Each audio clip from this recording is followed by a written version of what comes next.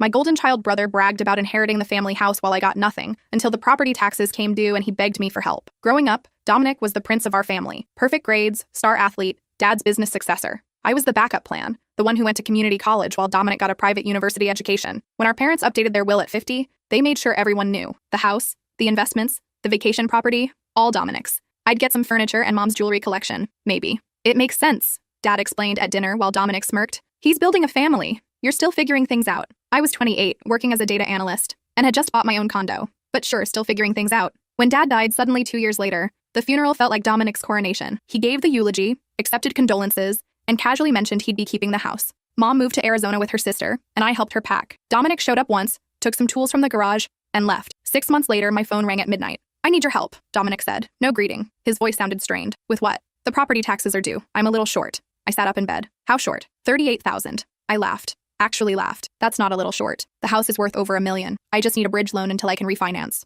So get a loan from a bank. Silence. Then, my credit's not great right now. The business had some setbacks. Dad's business. The one Dominic was supposed to be a natural at running. Not my problem, I said. They'll seize the house. Mom's house. Dad's legacy. Your house, I corrected. That's what the will said, right? Your inheritance, your responsibility. He tried everything. Guilt about family. Promises to pay me back with interest. Reminders of childhood memories in that house. I let him spiral, then told him I'd think about it. The next morning, I did research. The house hadn't just been inherited. Dominic had taken out a massive home equity loan 6 months after Dad died. He'd blown through $400,000 on God knows what, and now couldn't cover basic expenses. When Mom called later that week, I knew he'd gotten to her first. Please help your brother, she begged. I can't lose that house. You don't live there anymore, and legally it's not yours to lose. But it's our family home that Dominic got, exclusively. Remember? I hung up and waited. 2 weeks before the tax deadline, Dominic showed up at my condo unannounced. His Mercedes was gone, replaced by a Honda. He looked thinner, older. I'll give you partial ownership, he said. 20% equity in exchange for the tax payment. I shook my head. Full ownership. Transfer the deed to me and I'll pay everything. Taxes, the equity loan, all of it.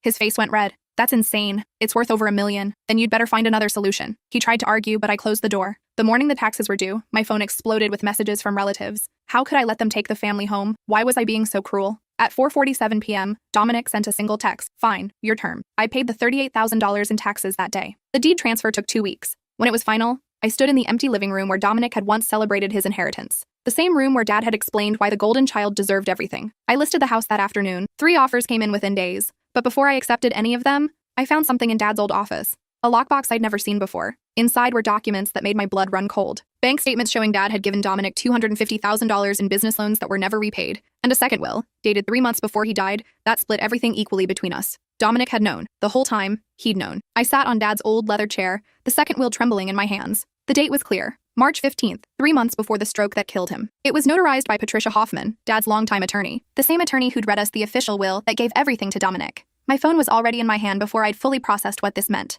Patricia's secretary answered. Hoffman Legal. How may I direct your call? Patricia Hoffman. It's urgent. May I ask who's calling? Tell her it's about Richard Chen's estate. Tell her I found the March will. The line went quiet for exactly 4 seconds. Please hold. Patricia's voice came through, carefully neutral. Hello? I wasn't expecting to hear from you. I bet you weren't. I took a photo of the will with my phone. You want to explain why you read us a will from January when there's one from March that splits everything 50-50? Silence stretched so long I thought she'd hung up. I need to see that document in person, she finally said. I'm sure you do. How much did my brother pay you? That's a serious accusation. Then report me for slander. I'll see you in court with this will and let a judge decide who's making false accusations. I heard her exhale. Can you come to my office tomorrow at 9? I'll be there at 8:30. And Patricia? I'm bringing copies. Several of them. I hung up before she could respond. My hands were shaking now, adrenaline replacing the initial shock. I photographed every page of the will, every bank statement, every loan document. I uploaded everything to 3 different cloud services and emailed copies to my personal attorney, Rebecca Torres. Rebecca called back within 20 minutes. Where did you find these? She asked without preamble. Dad's office, hidden lockbox. The signature and notarization look legitimate. If this is real, your brother committed fraud. And possibly the attorney too. It's real. I'm meeting with Patricia Hoffman tomorrow morning. Don't go alone. I'll be there. That night, I couldn't sleep. I kept reading through the documents, piecing together what had happened. The second will was explicit. The house, the business, the investments, everything split equally. There was even a personal note in Dad's handwriting attached to the back. To my children, I've made mistakes in how I've treated you both. Dominic, I enabled your worst tendencies by always bailing you out. And sweetheart, I underestimated you at every turn. This is my attempt to make things right. You're both my legacy, and you both deserve equal shares of what I've built. If you're reading this, Patricia, you know what to do. Make sure they both get what's rightfully theirs. I read it 5 times, tears blurring the words. Dad had seen it. At the end, he'd finally seen how unfair he'd been, and someone had stolen that from both of us. At 8:30 the next morning, Rebecca and I walked into Patricia's office. The attorney looked like she'd aged 5 years overnight. Her normally perfect hair was slightly disheveled, and there were dark circles under her eyes. "Let me see the documents," she said immediately. Rebecca placed copies on her desk. Patricia examined them carefully, her face growing paler with each page. "These are authentic," she whispered finally. "This is Richard's signature, my notary stamp." "Then why did you read us a different will?" I asked. Patricia closed her eyes. "Because Dominic brought me the January will and told me Richard had changed his mind again. He said Richard thought you weren't ready for that kind of responsibility, that he'd asked Dominic to destroy the March will, but Dominic had kept it in case there were legal questions. And you believed him? Richard had changed his will 4 times in 6 years. He was always second-guessing himself, especially about the business. And Dominic was so convincing. He seemed genuinely worried about protecting you from the stress of managing everything. So you just ignored the later will?" "I looked for it in Richard's files. I couldn't find it. Dominic said Richard had likely destroyed it himself, and the January will was properly executed, so..." Rebecca leaned forward. "So you took the word of a beneficiary who stood to gain everything, rather than doing due diligence to locate a more recent will that he claimed existed?" Patricia's hands trembled. "I've been a probate attorney for 32 years. I never thought he'd lie to me like that. I'd known him since he was 16. That makes it worse, not better," I said. She nodded slowly. "I'll notify the court immediately. The estate will need to be reopened. You're entitled to half of everything, including what's already been distributed." "Not exactly," Rebecca interjected. "Given that my client now owns the house free and clear through a legitimate purchase from Dominic, and Dominic has already spent the other assets,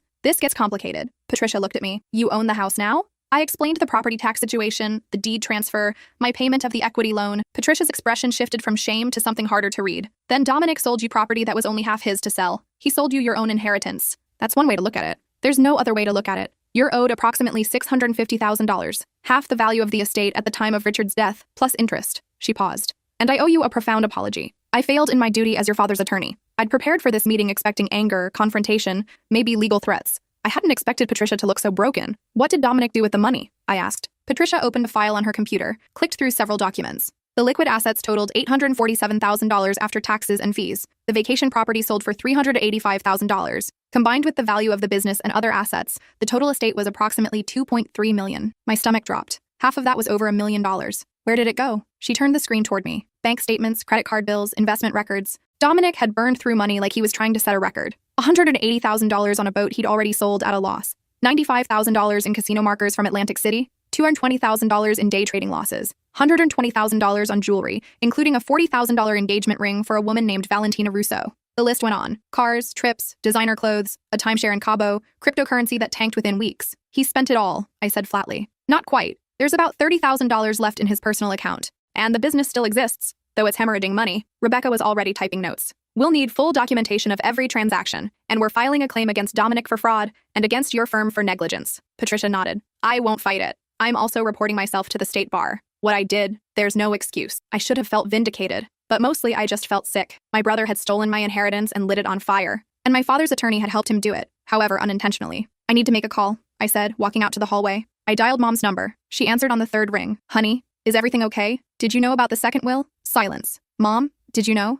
Your father mentioned he was making changes. He said he wanted to be more fair to you. But after he died, Dominic said Dad had changed his mind again, that Dad felt you weren't ready yet. And you believed him. Dominic was handling everything. The funeral, the estate, the business. You were so quiet after Dad died, I thought maybe you didn't want the responsibility. I was grieving, Mom, and I was hurt that Dad had left me nothing. But you seemed fine. You bought your condo, you got that promotion. Because I had to be fine. Because no one was going to hand me anything." I heard her crying softly. "What's happened?" I told her everything. The second will, the hidden documents, Patricia's confession, the money Dominic had blown through. When I finished, she was silent for a long time. "My boy wouldn't do that," she finally whispered. "Your boy absolutely did that. But he's been under so much stress with the business. Mom, stop, just stop. He committed fraud. He stole from both of us. Half of that estate was mine, and he knew it. What are you going to do?" "I'm going to sue him for every penny. And if he can't pay, I'll take the business, whatever's left in his accounts, and whatever else I can legally claim. Please don't do this. He's your brother. We're family. Dad tried to make things right. Dominic made sure that didn't happen. That's not family. That's theft." I hung up before she could say anything else.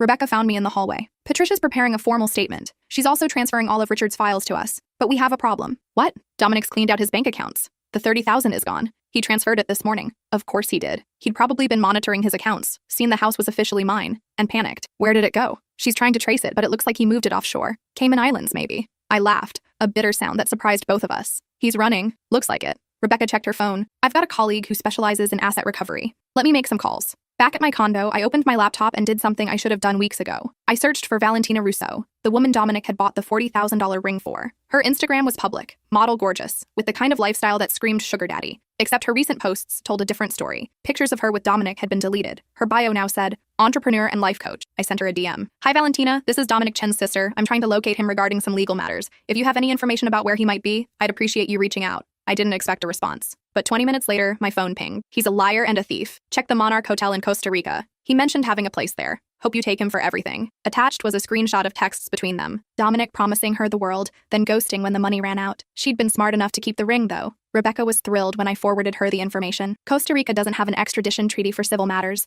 but he can't hide forever. Eventually, he'll have to come back. What if he doesn't? Then we seize everything he left behind. The business, any remaining assets, we'll put liens on anything in his name, and we'll make sure every credit agency knows he's dodging a legal judgment. Over the next 3 weeks, Rebecca's team worked like a military operation. They filed motions to reopen the estate, sued Dominic for fraud, and submitted formal complaints against Patricia's firm. Patricia cooperated completely, providing documentation of every communication with Dominic, every transaction, every decision made regarding the estate. The court agreed to reopen the case. A judge reviewed the 2 wills and Dad's note. She looked at me over her reading glasses. Ms. Chen, I'm sorry this happened to you. Your father's intent was clear. The March will supersedes the January will. You're entitled to 50% of your father's estate as of the date of his death. Your Honor, Rebecca said, given that the majority of the estate has been dissipated through fraud, we're requesting the court grant my client ownership of the business and any remaining assets in Dominic Chen's name. The judge nodded. I'm granting a judgment of $1,150,000 against Dominic Chen, representing the plaintiff's rightful inheritance plus interest. Until this judgment is satisfied, all assets in his name are frozen and subject to seizure. I walked out of that courtroom in a daze.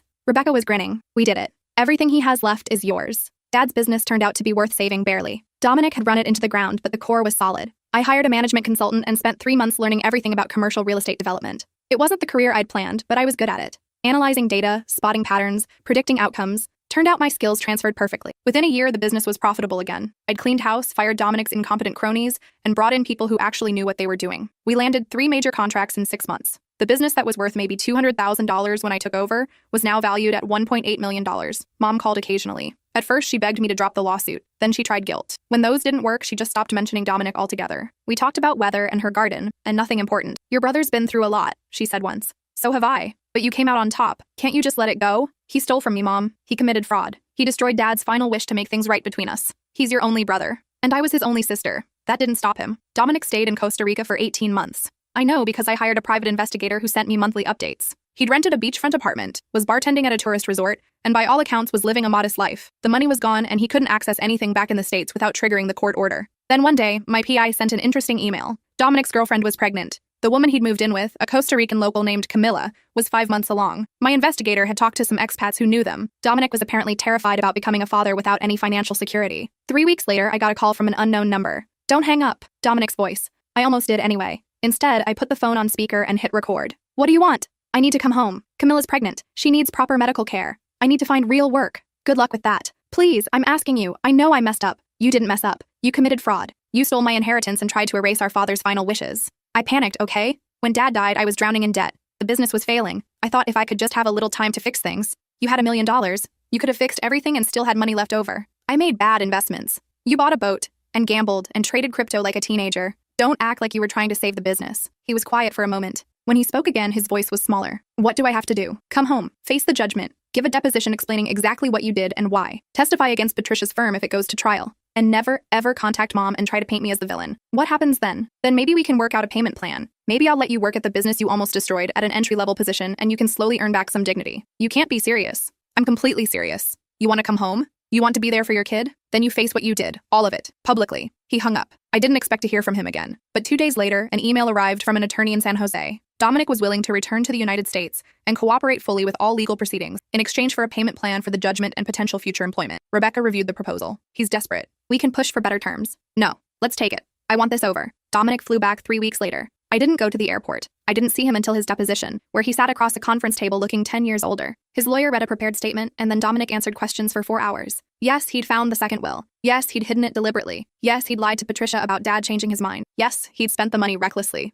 assuming I'd never find out. When Rebecca asked why he'd done it, he stared at his hands. Because I'd always gotten everything. It never occurred to me that I shouldn't. After the deposition, I went to Dad's grave for the first time in 2 years. I'd avoided it. Angry at him for the way he'd treated me. Angry at him for dying before things could be different. I found your note, I said to the headstone. I know you tried to make it right. The wind picked up, rustling through the oak trees around the cemetery. I sat on the grass, not caring about the dirt on my pants. I'm running your business now. It's doing well. Better than it ever did with Dominic, actually. I think you'd be surprised. Or maybe not. Maybe you knew all along what I could do. I pulled out my phone and opened a photo of the note from Dad's will. I'd read it so many times I had it memorized, but I needed to see his handwriting again. I forgive you, I said. I forgive you for not seeing me clearly until the end. At least you tried to fix it. That's more than Dominic ever did. 3 months later, Dominic started working at the business. I put him in the lowest position we had. Data entry, filing, basic administrative work. He worked in a cubicle on the 3rd floor, nowhere near my office. I saw him once a week when I reviewed department reports, and we never spoke beyond what was necessary. His paychecks were garnished per court order. 70% went toward the judgment. He lived in a studio apartment in a questionable neighborhood and took the bus to work. Camilla had stayed in Costa Rica with the baby, a girl they'd named Isabel. He video called them every night.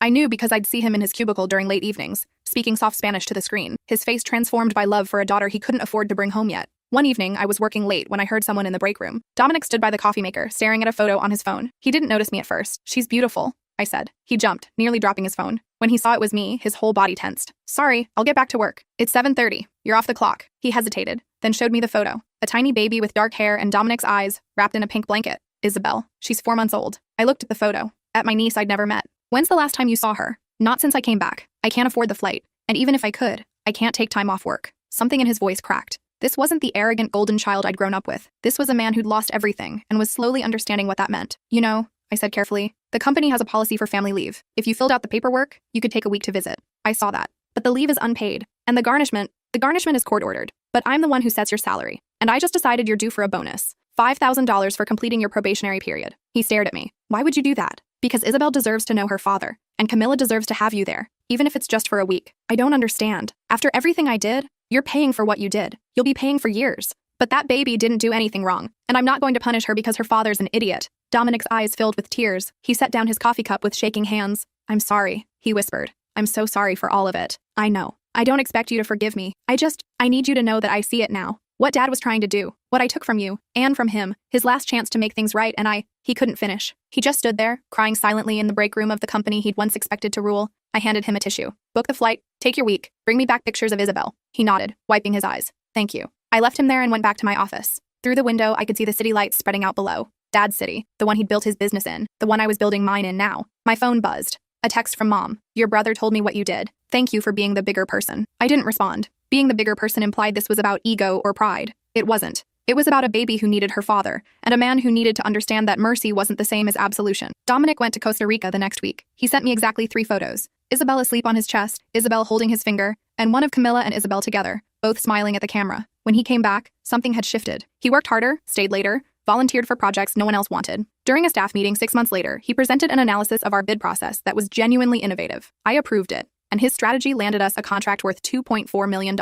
"Good work," I told him afterward. "I'm trying to earn my way back," he said. "Not to where I was. I know that's gone. Just to being someone you don't regret giving a chance. Keep doing work like that and we won't have any regrets." 2 years into his payment plan, I did something I hadn't planned. I restructured his debt. Instead of the impossible sum that would take him decades to repay, I accepted the business's growth as partial payment. He'd been instrumental in 3 major deals. The company was worth 4 times what it had been when I took over. I calculated his contribution and reduced his debt by $400,000. When Rebecca called to confirm the restructure, she asked if I was sure. "He's earning it," I said. "Not with money, but with work. Real work. You're more forgiving than I'd be." "I'm not forgiving. I'm being practical. A desperate employee is a liability. One who sees a path forward is an asset." But that wasn't entirely true. Part of me wanted to see if Dominic could become someone worth forgiving. If the brother who'd stolen from me could transform into someone who'd earned redemption. 3 years in, Camilla and Isabel moved to the States. I met them at a coffee shop Dominic had picked. Somewhere neutral. Isabel was 3 by then, bilingual, with Dominic's smile and Camilla's fierce intelligence. "Thank you," Camilla said, holding Isabel's hand, "for giving him the chance to be better. He's earning it himself, but you gave him the opportunity. That's not nothing." Isabel climbed into Dominic's lap and showed me a drawing she'd made. Stick figures with a house, a sun,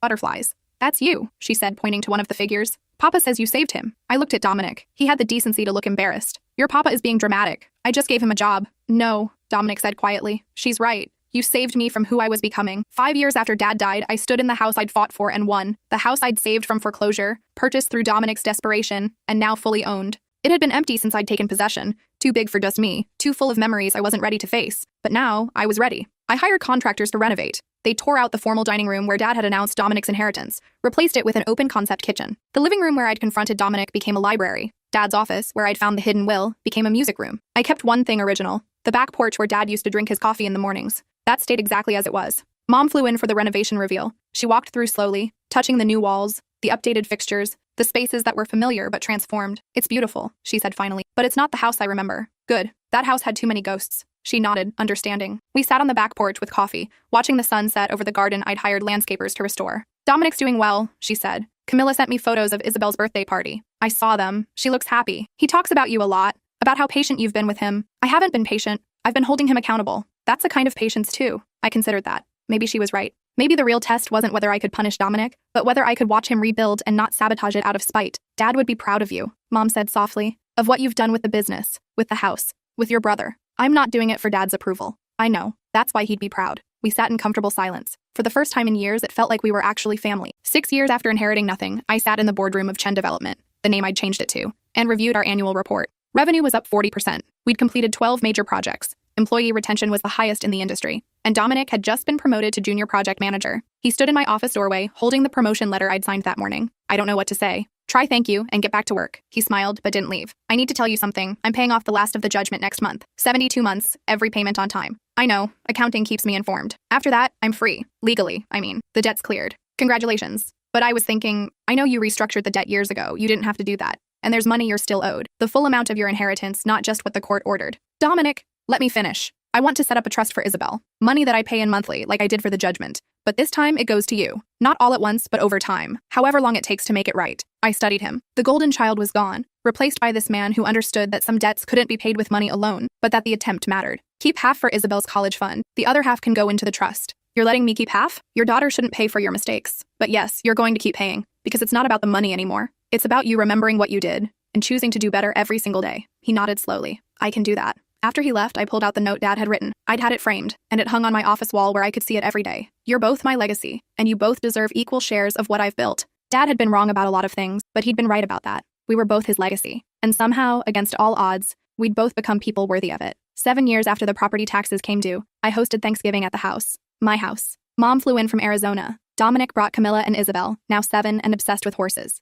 Rebecca came with her wife and their twins. Patricia Hoffman sent a gift basket and a card apologizing again, even though she'd been apologizing annually since the case closed. The dining table I'd installed could seat 14. We filled every chair. Isabel sat next to me, asking questions about everything. Why was the turkey so big? Who made the cranberry sauce? Could she have pie before dinner? Maybe a small piece, I said, sneaking her a taste when Camilla wasn't looking. Isabel giggled conspiratorially. Then she looked up at me with those serious eyes kids get when they're about to say something important. Papa says you're the smartest person he knows. Your papa is a smart man. He says you saved our family. That's a big word for a 7-year-old. I'm almost 8, and I know what it means. It means you made things better when they were broken. Out of the mouths of children. I looked across the table at Dominic, who was deep in conversation with Mom about Isabel's school. He caught my eye and raised his glass slightly, a silent acknowledgement of everything that had brought us here. I raised mine back. After dinner, everyone gathered in the living room. Isabel convinced the adults to play charades, which devolved into chaos when Rebecca's twins decided to act out dragon by climbing on the furniture and roaring. I stepped out onto the back porch, needing a moment of quiet. The November air was crisp, and the sky was clear enough to see stars despite the city lights.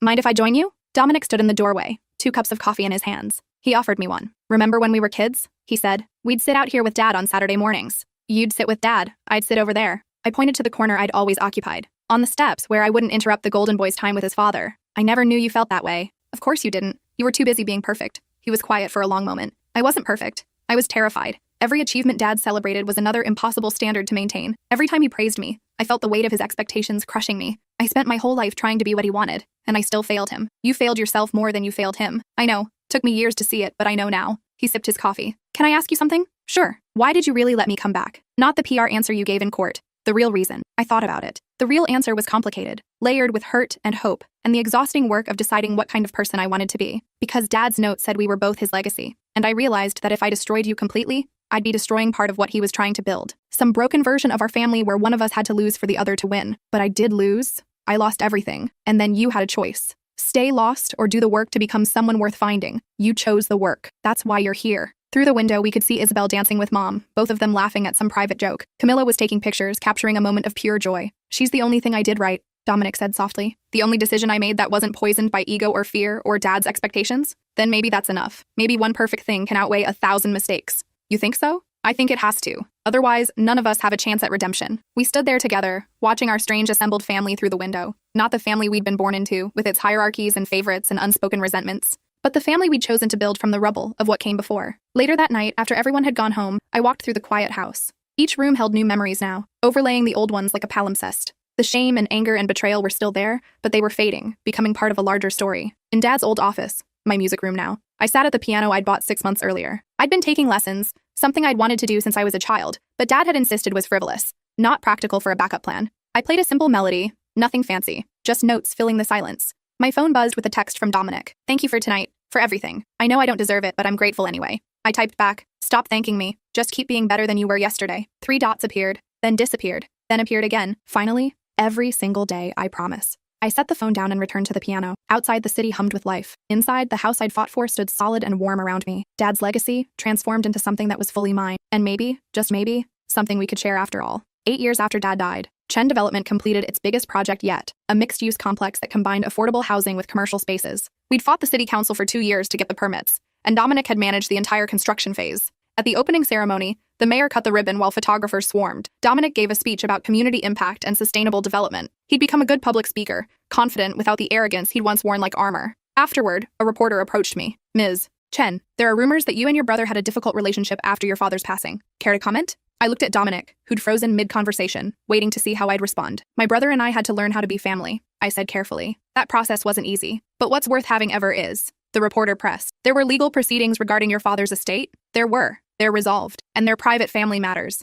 But surely, what matters is what we built from what we inherited. Not just property or money, but the values our father instilled in us. Look at this building behind us. That's our father's legacy, both of ours. That night, the news ran a puff piece about the Chen siblings revitalizing downtown with their father's vision. They got most of it wrong, but the photos of Dominic and me standing together, looking like we actually liked each other, went viral in local real estate circles. Mom called the next morning. I saw the news, she said. You looked like a real family up there. We are a real family. Just took us a while to figure out what that meant. Your father would have loved that building. Yeah, he would have. I'm proud of you both. Not for the building, for finding your way back to each other. After we hung up, I pulled up the photos from the ceremony on my phone. There was one particular shot I kept coming back to. Dominic and I standing in front of the building. Isabel between us. All 3 of us smiling. Not a golden child and a forgotten daughter. Just people who'd learned that family was something you built, not something you were owed. Rebecca called that afternoon with news. Patricia's case just settled. The state bar gave her a reprimand and a fine, but she keeps her license. Good. Good? She helped Dominic steal your inheritance. She made a mistake, a huge one, but she cooperated fully once she knew the truth. She spent years trying to make it right. You've gotten soft. No, I've just learned the difference between justice and vengeance. Justice is getting what I'm owed.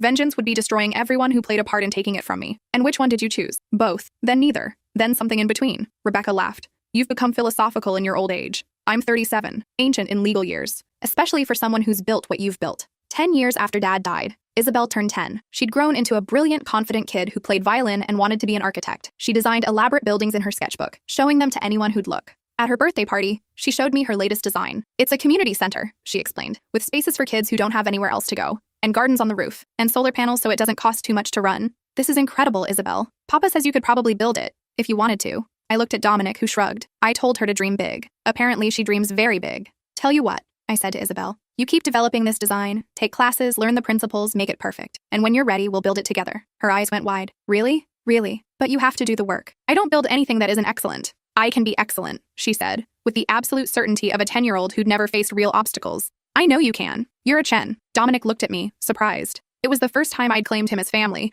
not just through blood, but through choice. That night, as the party wound down, I found myself back on the porch with Dominic. Our ritual now, the 2 of us, coffee cups, watching the stars. She's going to be better than both of us, he said. Definitely better than you. Maybe as good as me. He laughed. There's the sister I remember. The one who always had to prove herself. The one who never needed to prove anything because she was already impressive as hell. I just couldn't see it through my own ego. Past tense? Still working on it? But yeah, mostly past tense. A comfortable silence settled between us. After a while, he spoke again. I paid off the trust last month. The extra payments? Beyond what the court ordered. It took 8 years, but it's done. I know. My accountant told me. All told, you got back about 90% of what you were owed. I'm sorry it couldn't be everything. Dominic, look around. I gestured at the house, at the family inside, at the life I'd built. I got everything that mattered. Still, I want you to know I'd give anything to go back and make different choices. I know, but if you had, we wouldn't be here. Isabel wouldn't exist. The business would have failed under your original management. Mom would still be caught between us, feeling like she had to choose. Sometimes the worst thing that happened to us becomes the foundation for the best things we build. He considered that.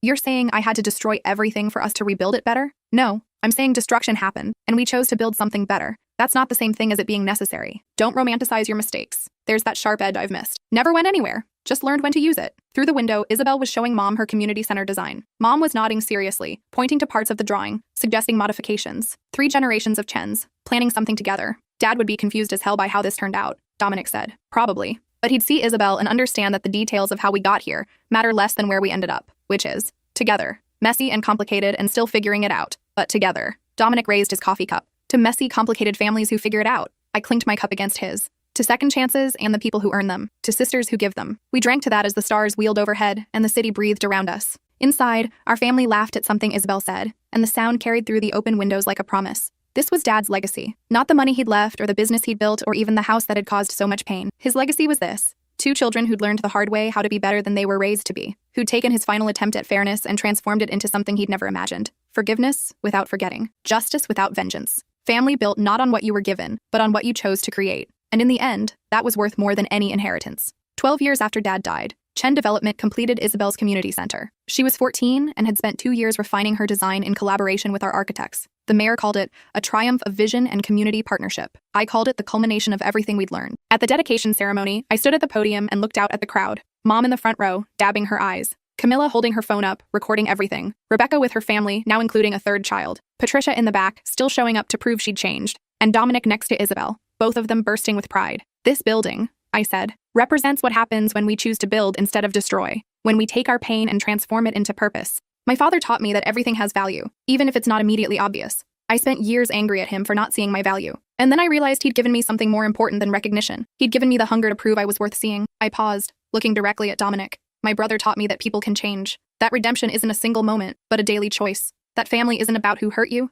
but about who does the work to heal that hurt. Isabel taught me that legacy isn't what you leave behind. It's what you empower others to build. The crowd applauded. Isabel hugged Dominic, then ran up to hug me too. For a moment, the 3 of us stood there together. 3 generations of painful lessons transformed into hope. Later, walking through the finished center with its gardens and solar panels and spaces designed for kids who needed somewhere safe, I felt something unfamiliar. Peace. Not the absence of pain, but its integration into something whole. Every stolen dollar, every moment of betrayal, every tear shed in anger or frustration, all of it had led here. To this place we'd built together. To this family we'd chosen. That night, in the house that had once been a battlefield and was now a home, I sat in Dad's old chair, my chair now, and wrote in the journal I'd kept since the day I found the second will. Dear Dad, you tried to make it right at the end. You tried to give us both what we deserved. Dominic stole that from me, and it took years to get it back. But here's what you didn't understand. The thing I needed to inherit wasn't money or property. It was the knowledge that I could fight for myself, that I could take what was stolen and build it into something no one could take away. You gave Dominic everything, and it destroyed him. You gave me nothing, and it made me unstoppable. So maybe you got it right after all. Just not the way you planned. The business you built is thriving. The house you loved is filled with laughter again. Your granddaughter is designing buildings that will outlast all of us.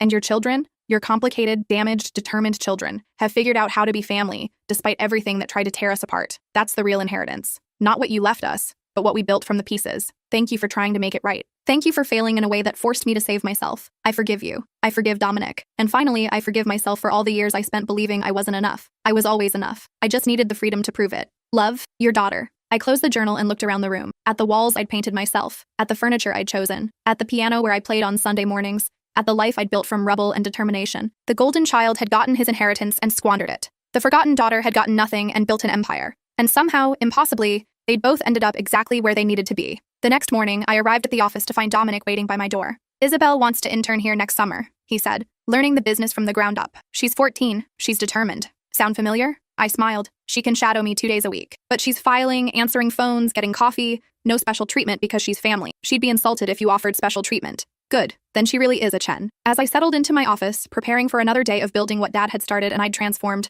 I thought about that moment in the courtroom years ago, when the judge had granted me 50% of Dad's estate. I'd thought that was justice, but I'd been wrong. Justice wasn't getting back what was stolen. Justice was becoming someone who couldn't be stolen from ever again. And that, more than any inheritance, was what Dad had actually left me. The capacity to save myself, the stubbornness to never give up, and the wisdom to know that sometimes the best revenge is building something beautiful from the ashes of someone else's betrayal. I opened my laptop and reviewed the day's agenda. 3 new project proposals, a meeting with city planners, a consultation with Isabel about her next design. The work never ended, but that was fine. I'd spent my whole life looking for my place. I'd found it by building it myself, and no one, not my brother, not my father's ghost, not anyone, could ever take that away from me. The intercom buzzed. Ms. Chen, your 9 o'clock is here. Send them in. I closed the journal, put Dad's note back in its frame on the wall, and turned to face whatever came next, ready for all of it.